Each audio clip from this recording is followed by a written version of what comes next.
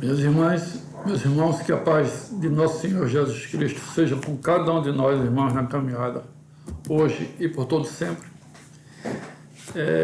Com muita alegria que nesta noite estamos sendo responsáveis por esta exposição, que tem por título Prece por uma criança que acaba de nascer, na nossa querida União Espírita Maria de Nazaré.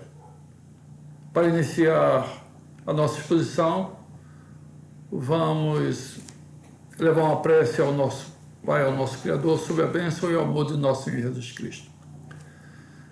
Divino e amado Mestre Jesus, vimos agradecer-vos pela oportunidade de estarmos neste momento sintonizados, rogando por nosso mundo, rogando pelos que estão passando nesse momento, pelas provas, pelas dificuldades inerentes ao processo evolutivo. Agradecer aos amigos espirituais que nos assistem, que nos inspiram, que nos fortalecem na fé, na esperança, no amor, especialmente nossos guias espirituais, sob o amor de Maria de Nazaré.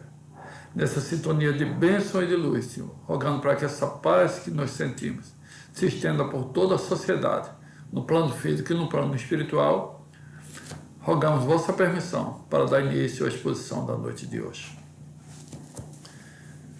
Minhas irmãs e meus irmãos, Prece por uma criança que acaba de nascer foi o título que nos foi repassado por nossa querida irmã Cleide, que Jesus a abençoe.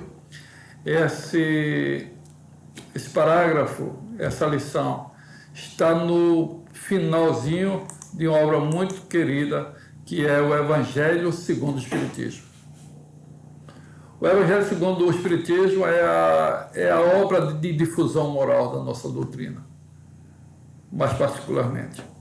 Possivelmente, talvez, a mais conhecida obra dentro do meio espírita, razão pela qual muitas pessoas não espíritas informam que tem a obra em suas casas e que a leem regularmente.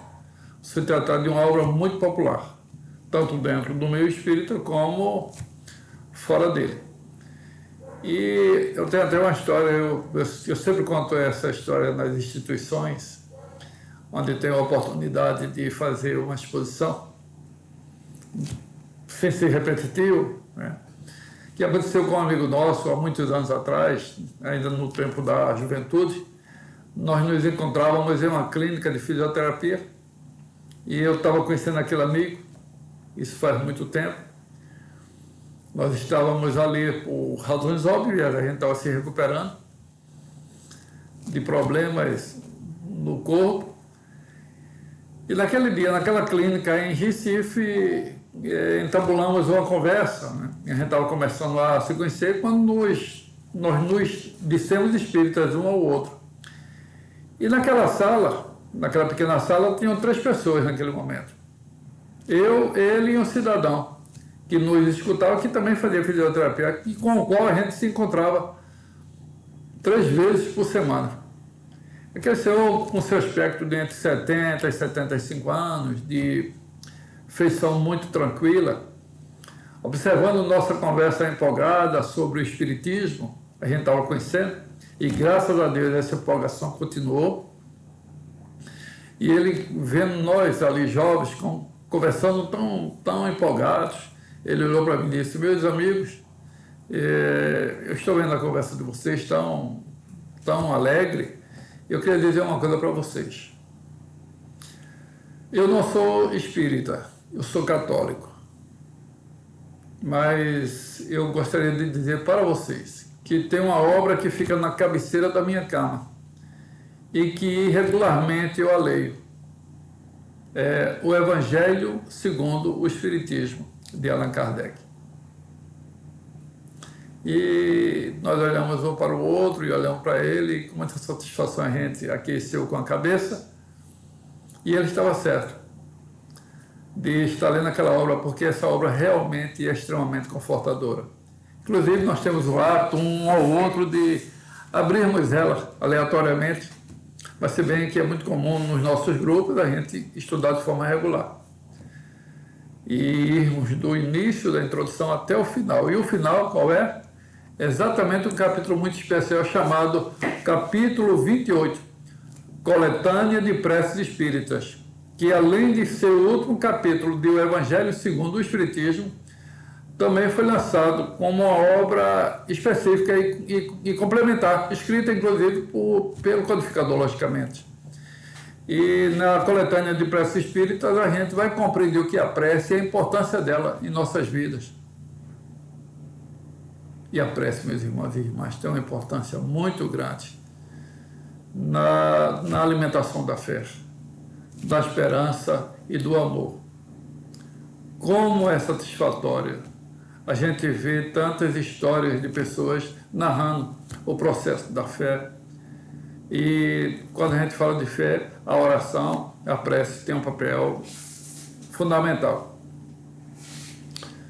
Há muitos anos atrás, antes da gente entrar no tema propriamente dito, a gente vai chegando nele aos poucos, lemos uma obra de Ivone do Amaral Pereira, a querida Ivone A. Pereira, né? A dama do Espiritismo. Ivone tinha uma faculdade muito comum de evidência, além de ser além de uma médium espetacular, que merece ser lida, né, por todos que conhecemos o Espiritismo. E Ivone do Amaral Pereira, ela tinha por hábito, toda noite, quando se recolhia para o descanso do corpo físico, ela, antes de dormir, em seu quarto, ela tinha uma mesinha, um banco, um copo de água ali para tomar, e um caderno com o nome de pessoas que tinham desencarnado ou que estavam precisando de prece. Encarnado. E a gente sabe que de prece todos nós precisamos.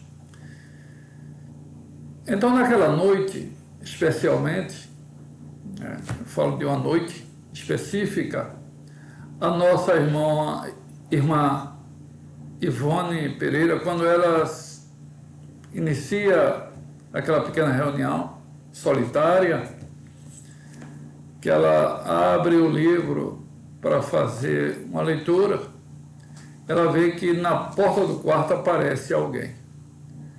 Era um homem, em realidade era um espírito, e aquilo para ela não fazia nenhum medo, até porque ela já estava acostumada a ver espíritos em todos os momentos, nas ruas, dentro de casa, no centro. E ela reconhece logo que se tratava de um espírito triste, porque aquela criatura trazia no seu semblante um olhar caído, né? Ainda trajando os paletós marrotos, amassados, né? Ele olha para ela e ela identifica ele e diz: pois não? Ele disse: eu vim agradecer a senhora. Ela disse: me agradecer, sim. Aí ele então diz: meu nome está no seu caderno. E fala o nome dele. Ela então procura o nome dele, vai lá, pacientemente, ele lá em pé, e ela localiza o nome dele, e tinha fulano de tal, desencarnou por suicídio. Aquele era um suicida. E ele se volta então para ela e diz: as suas preces foi o único bem, o único lenitivo que chegou até mim, onde eu estava no meu sofrimento. Suas preces então me envolveram profundamente. E foi o bálsamo, né, que me aliviou de tantas dores, onde me encontrava e como me encontro ainda. Então a gente vai perceber, minhas irmãs e meus irmãos, que a prece tem um papel fundamental na vida de cada um de nós. Fundamental e de uma importância muito grande. Como é triste quando a gente desconhece a importância da fé. Quando a gente vai dormir ou quando acorda sem se preocupar com isso, por ignorar a bênção que é a oração, independente da religião que a gente abraçou. Porque a fé, a prece, a oração, ela não é rotulada, ela é geral, ela vem por bênção do nosso Pai, através do nosso Senhor Jesus Cristo, para nos acalentar e para nos fortalecer no caminhar. Então, a coletânea de preces espíritas, ela tem uma importância muito grande em nossas vidas, o capítulo 28. E além de nos explicar o que é a prece, como ela se processa em nossas vidas, né? Como se dá, né? De que não depende de palavras nem de tempo, né? Ela não pode ser, se quiser estender, que estenda, mas isso não vai. A importância não está aí, a importância está no pensamento, no sentimento que a gente tem para tê-la e para levar adiante. Então, a prece, ela tem suas peculiaridades e tem sua importância. E a gente achou por bem aqui observar o que é que ela significava. Então, no conceito, né?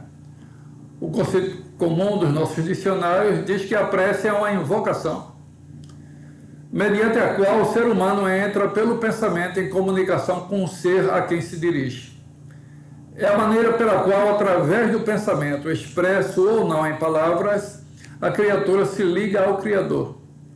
É um meio de comunicação com Deus e com o plano espiritual superior.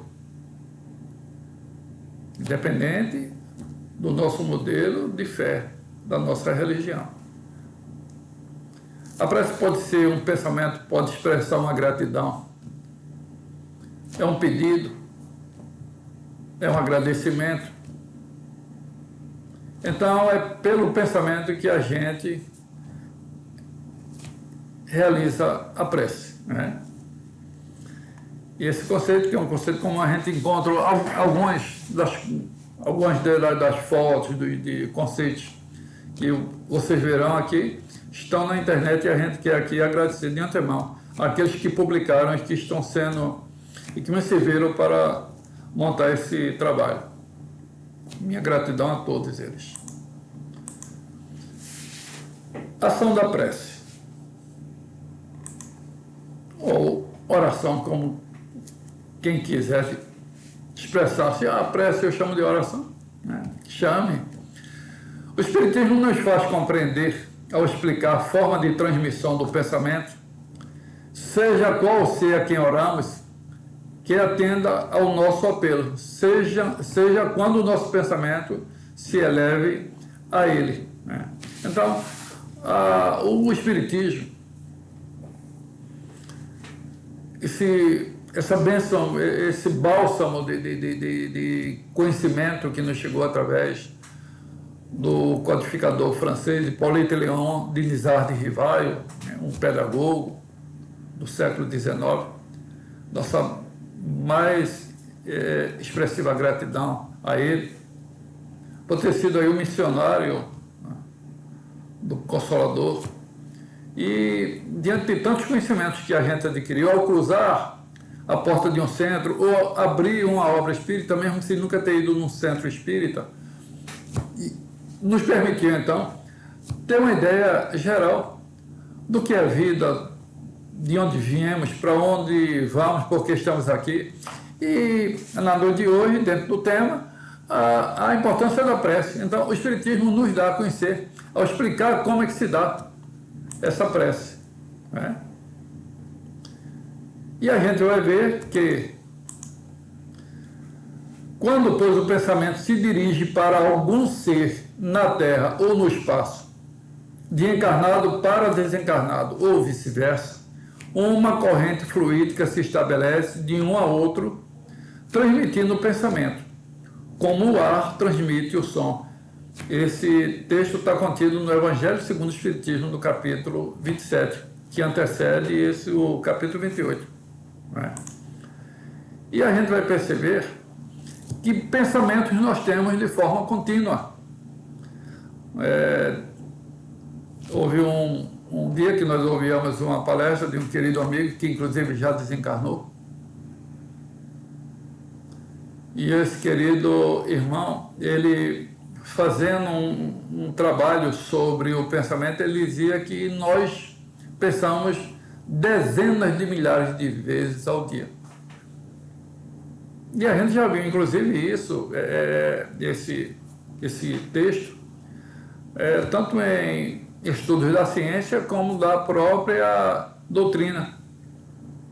Ele fazia menção naquele momento a mais de 60 mil pensamentos. E aquilo, sobremaneira, me chamou muito a atenção. E outros estudiosos, inclusive, quase que duplicam esse pensamento. Há pensamentos que se engancham, lembram daquele velho LP, né?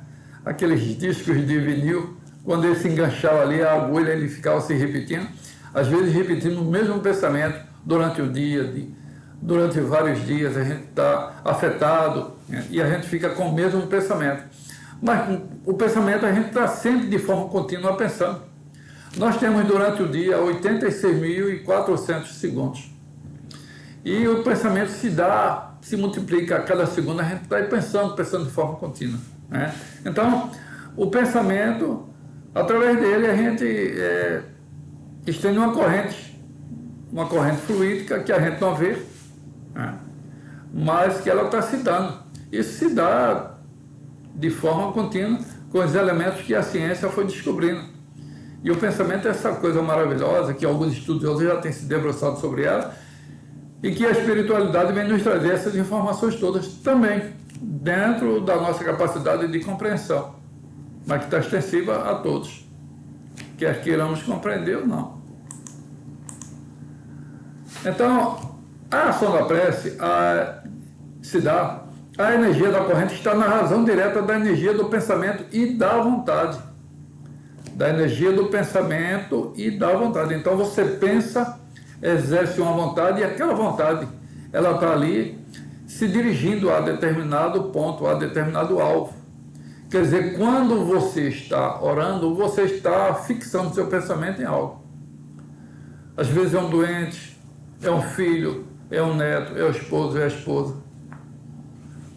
é uma filha, é um amigo, é um parente, é alguém que está distante, é alguém que está perto, até porque a distância física, elas inexistem quando a gente está falando do pensamento. O pensamento atinge de forma quase que, aliás, imediata, mas imediata, até porque se a gente consegue medir a velocidade da luz, né, e a ciência já fez isso há tanto tempo aqui, o pensamento, creio eu, isso é uma opinião, mas é uma opinião que eu não tenho dúvida de que está certa, o pensamento ele se propaga com muito mais rapidez, né? Ele não se mede. Então, pelo pensamento você viaja, você pensa em alguém, você assiste, e aquele seu pensamento vai chegar, vai atender. E tem, logicamente, pelos conhecimentos que a gente vai adquirindo, pelas informações que os espíritos vão nos passando, de que quando a gente pensa naquele alvo e de acordo com a vontade, com o merecimento, leva-se em conta também o merecimento, aquele pensamento está se destinando a alguém e o está beneficiando, se transforma em uma energia que beneficia. Então a gente pegou esse modelo aí para a gente ver que o pensamento vai do espírito para o homem, e do homem para o espírito, e de homem para homem, de espírito para espírito, homem, logicamente, entendendo-se homem e mulher, né? Mas o pensamento é contínuo, até porque o que é o homem? O homem é um espírito encarnado, é um espírito que toma o corpo, né? Um corpo temporário que num certo momento ele forma-se, né? E começa a ter vida, e vai até um certo momento e vai chegar naquele momento que, do ponto de vista físico, ele deixa de existir, mas o espírito continua. Então, o pensamento, a prece, ele não se destina apenas para quem é encarnado, com o meu profundo respeito pelos que pensam pelo contrário, mas ele atinge a todos, porque o pensamento é energia, e se o espírito é energia, então, quer encarnado ou fora do plano físico, ou na erraticidade, a gente está pensando, e o pensamento está alcançando, de acordo com a vontade, os seus objetivos. Agora, o merecimento é outra história, mas digamos que você fez a sua parte. Então, a energia da corrente está na razão direta da energia do pensamento e da vontade, e é assim que a prece é ouvida pelos espíritos, onde quer que eles se encontrem. Assim que os espíritos se comunicam entre si e nos transmitem as suas inspirações. Esse texto também está no capítulo 27 de O Evangelho segundo o Espiritismo. Então, começando agora o tema, né? O que a gente vai se reportar a partir desse momento, aquilo que está no capítulo 28, a partir do item 53, preces pelas crianças que acabam de nascer, até porque Kardec, nesse capítulo, ele não está ali rotulando, criando uma prece para ser repetida de forma verbal, como se fosse uma fórmula, não é dessa maneira. Mas está criando está nos modelando, nos orientando, para que as nossas preces sigam mais ou menos aquele padrão, que é um padrão de agradecimento. A gente vai ver algumas coisas aqui, eu não vou botar tudo per e passo, está no capítulo 28, a partir do item 53, mas a gente tirou algo que está na lição ali para a gente tratar, tanto dentro das preces, são 3 preces, como no prefácio, que ele fala sobre aquele caso, sobre as crianças, preço pelas crianças que acabam de nascer. Então diz ele: somente depois de terem passado pelas provas da vida corpórea, os espíritos chegam à perfeição. Né? Isso é ponto capital. O que ocorre? Os espíritos, e logicamente Kardec usa do bom senso, usa da razão, dos seus conhecimentos, das centenas, das milhares de informações que lhe chegam, e ele vai filtrando ali. E os espíritos informam que os mundos, eles, de acordo com o seu modelo, são primitivos, mundos de expiações e provas, que é o nosso caso, o planeta Terra, mundos de regeneração. Se o mundo de expiações e provas são mundos onde o bem alterna-se com o mal, você está extremamente feliz, daqui a pouco está extremamente triste, você está dentro de uma alegria muito grande, daqui a pouco você sabe de um fato tão terrível, né, do ponto de vista físico, né, que lhe marca profundamente aquele dia. Então, a gente está num mundo de expiações e provas, alguém está comemorando, daqui a pouco, infelizmente, ocorre um assassinato, coisas desse tipo, infelizmente própria de um mundo de expiações e provas. Depois a gente vai para o mundo de regeneração. Do mundo de regeneração, vai para os mundos felizes, né? Os mundos puros depois. Ora, isso aí não se dá do dia para a noite, isso leva-se aí um tempo sem fim, né? Mas, para a gente ter uma ideia, pelo prefácio, de que passo a passo a gente vai caminhando para a perfeição. E a perfeição, quer dizer, é do átomo ao arcanjo, né, como se diz. E então, isso significa um aprendizado contínuo, dentro do qual todos nós, absolutamente nós, todos estão inseridos. Os que estão no caminho certo, no caminho reto, os que estão se desviando, os que estão aproveitando mal suas experiências, os que no mundo espiritual ainda não despertaram, mesmo no mundo espiritual, ainda não despertaram para a importância do crescer, do aprender, do evoluir, do amar.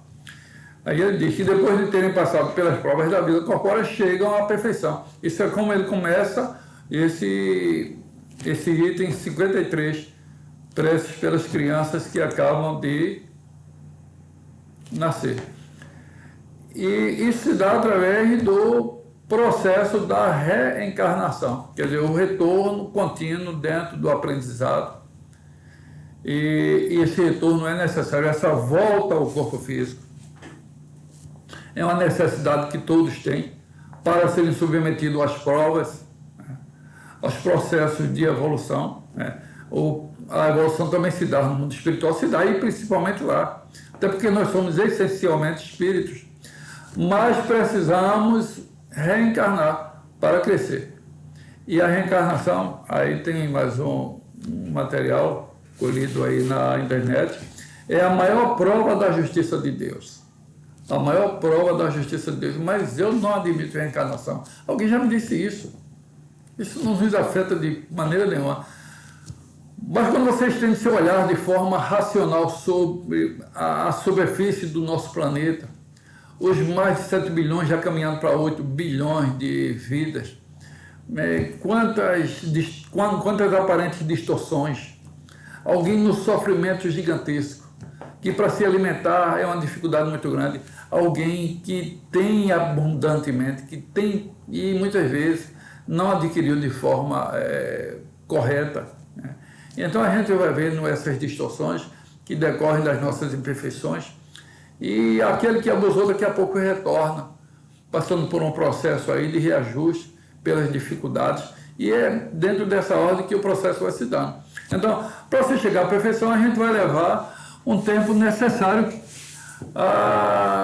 e esse tempo não se limita, né?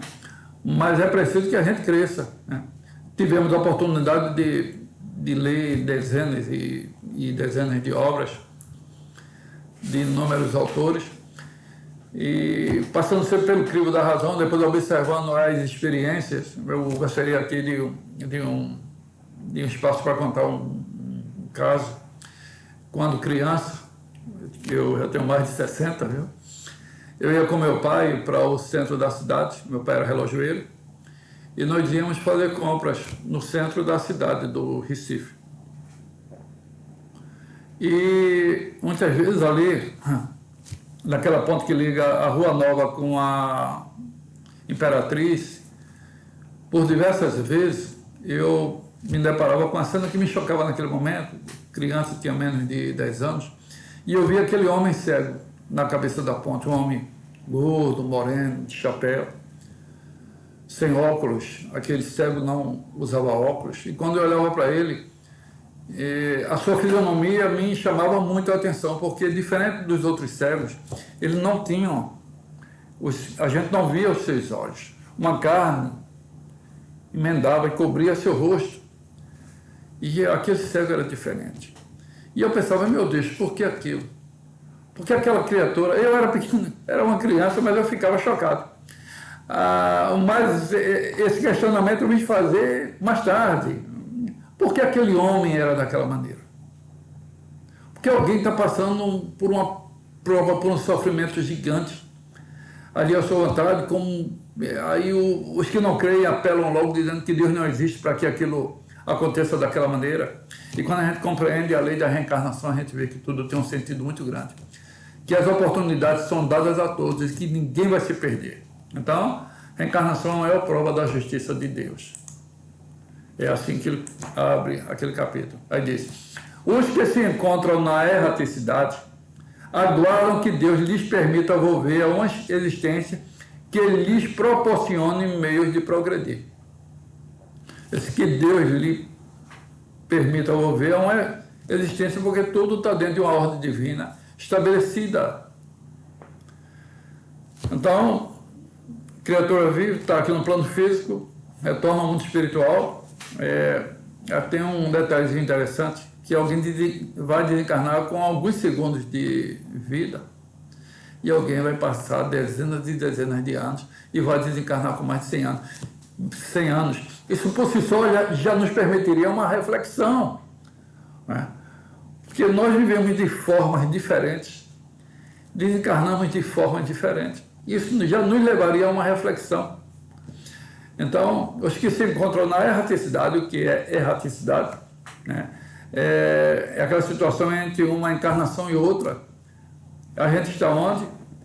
No plano espiritual, chamemos assim. Esse plano espiritual, há espíritos que ficam perambulando, outros são levados a regiões espirituais de uma beleza muito grande, outros são arrastados a zonas de sofrimento.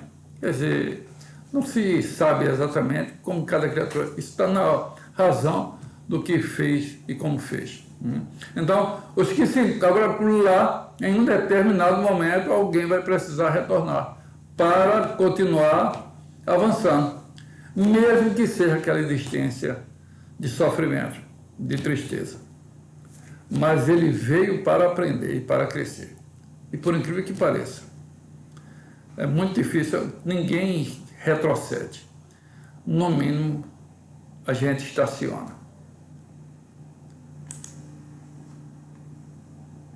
Essa foto belíssima dessas crianças aí. Então, quando a gente retorna, independente de onde a gente vai nascer, mas vamos tomar como modelo aqui o planeta Terra e suas dezenas, né, suas 2 centenas de países ou mais. Independente de onde você vai nascer, como viva a cultura daquele país, os seus pais responderão perante Deus pelo desempenho que derem a esse mandato. Por quê? Porque aquele ser que está nascendo sob a sua responsabilidade, lhes competem, né, ao pai e à mãe, direcionar as suas vidas da melhor forma possível. Então, é muito particularmente nesse momento que a responsabilidade é maior dos que têm a missão de serem pais. Embora, infelizmente, tantos abram mão desse modelo e, por ignorância, muitas vezes, sequer despertam para a responsabilidade que lhes compete. Mas, graças a Deus, nesse momento, cada vez mais, dentro da sociedade do planeta, a gente vai tendo noção da responsabilidade que cabe a cada um de nós enquanto pais diante dos filhos e filhas que temos. A responsabilidade é muito grande, minha gente.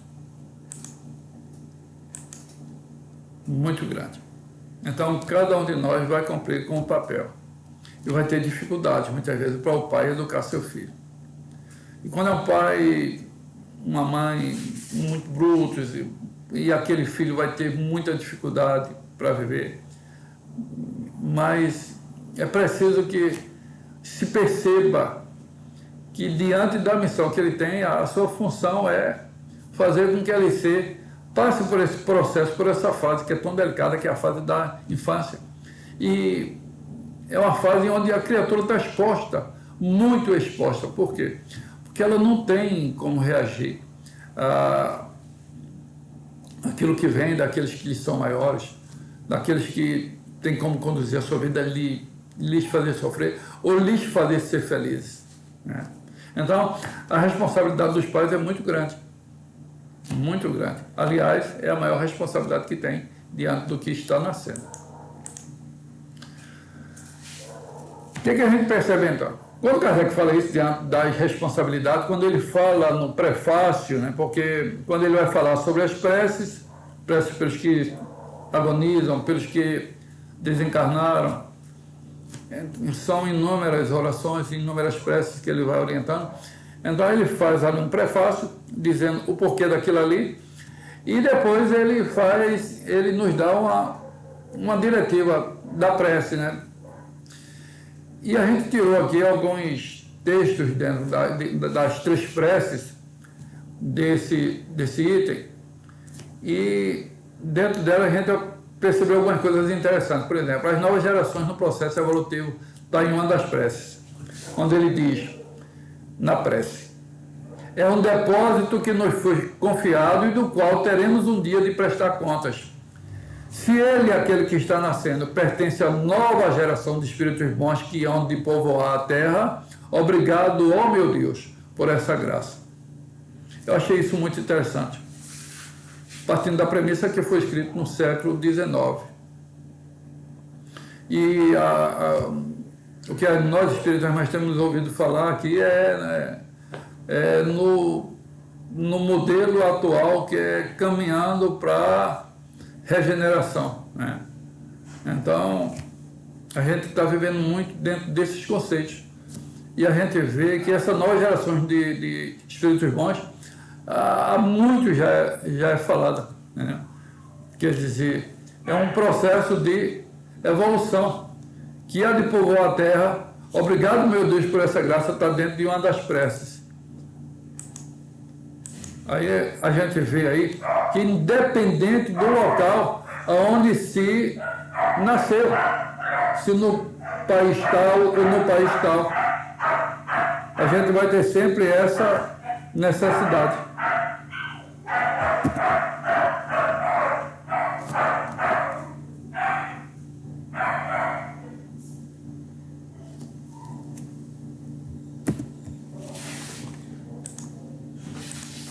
Aí a gente vê No outro momento, bons espíritos que presidistes ao seu nascimento, que tendes de acompanhá-lo no curso de sua existência, não o abandoneis. Afastais dele os maus espíritos que tentem orientá-lo para o mal. Que bons espíritos são esses? O que nós chamamos dos guias espirituais, dos anjos guardiães, né? São esses espíritos que vêm com a responsabilidade de guiar todos nós temos aí um guia espiritual, aquele que nos está acompanhando, às vezes já de outros momentos, mas que tem por missão nos conduzir. E aqueles que vivem uma vida pregressa, não tem? Tem. Nós é que os afastamos, criamos dificuldades para que eles cumpram com o seu papel de nos guiar. Então, bons espíritos que presidistes ao seu nascimento, que tendes de acompanhá-lo no curso de sua existência, não os abandoneis. Esse texto está dentro de uma das orações, né? Afastai dele os maus espíritos que tentem orientá-lo para o mal. E essa tentativa vai acontecer, tanto por parte de espíritos fora do corpo físico, como também espíritos que estão encarnados ao lado daquele que está naquela fase juvenil, infantil, né? Ou que vai estar. Diz ele no outro momento em uma das preces, né? São 3, ele diz: Deus de bondade, pois que te aprove permitir que o espírito desta criança viesse de novo sofrer as provas terrenas destinadas a fazê-lo progredir, dá-lhe luz, a fim de que aprenda a conhecer-te, amar-te e adorar-te. Agora ele já se volta para o espírito, né?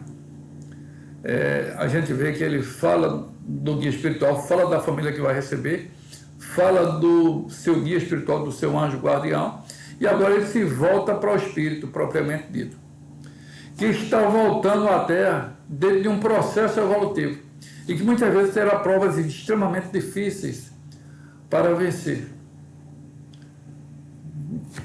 E ali, dentro da oração, Kardec nos orienta, né? Essa prece nos pede a Deus, né, para que aquele espírito vença aquelas provas a qual vai se submeter. E às vezes as provas são difíceis, a gente pegou essa imagem para não botar rosto, né, para não dirigir, mas entenda-se que uma parcela da nossa infância, né, das nossas crianças, está passando por dificuldades gigantes nesse momento e que precisam da nossa compreensão e do nosso amor para livrá-los da violência, da fome, da miséria, do sofrimento. Porque espíritos nesse momento, nessa fase, eles estão muito sucintos a essas exposições. E aí a gente vê esse rosto, né, para a gente ter uma ideia dessa fase, que nós já passamos por ela e voltaremos a passar. Porque a infância faz parte do processo de crescimento do espírito em todos os sistemas que a gente falou agora há pouco, seja no mundo de expiações e provas, no mundo de regeneração, no mundo feliz. Pode até diminuir o tempo consideravelmente pelas informações que nos foram dadas, né, a todos nós aqui, os encarnados que atentamos aos estudos. Diminui o tempo, de acordo com o mundo mais evoluído, mas o espírito tem sempre aquela fase que ele precisa passar e superar. E ele precisa, naquele momento, da assistência. Então a gente vai perceber que criaturas que se desviaram muito do seu eixo já foram crianças um dia.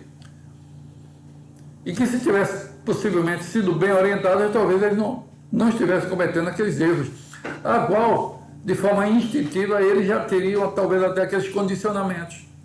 Mas se fossem educados no período e se tivessem reflexo naqueles que lhes receberam, eles podiam ter superado aqueles momentos difíceis.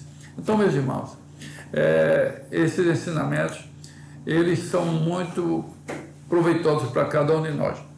Eu destaquei aqui a prece de número, o item 55, da coletânea de preces espíritas, que diz, é uma prece, viu? Essa aí a gente pegou literalmente para colocar aqui para a gente acompanhar. E ele diz: meu Deus, confiaste minha sorte de um dos teus espíritos. Esses são os pais, viu, que devem fazer essas orações. Faze, Senhor, que eu seja digno do encargo que me impuseste. Concede-me a tua proteção.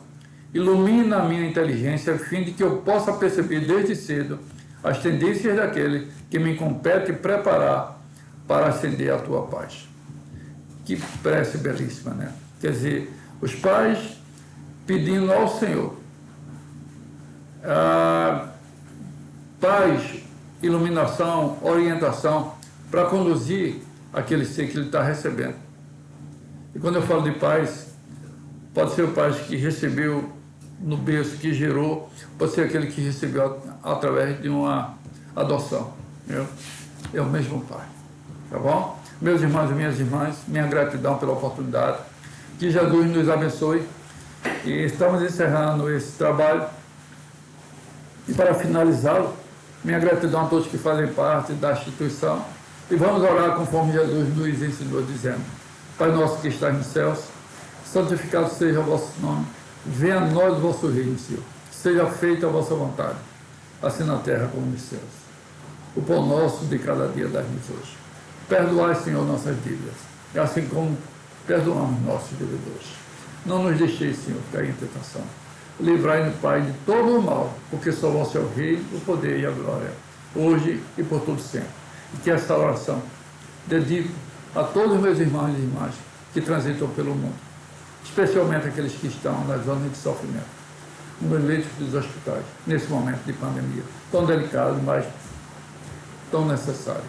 Que Jesus nos abençoe em nome de Deus, sob o amor de Maria de Nazaré. Concluímos a atividade da noite de hoje. Que Deus nos abençoe.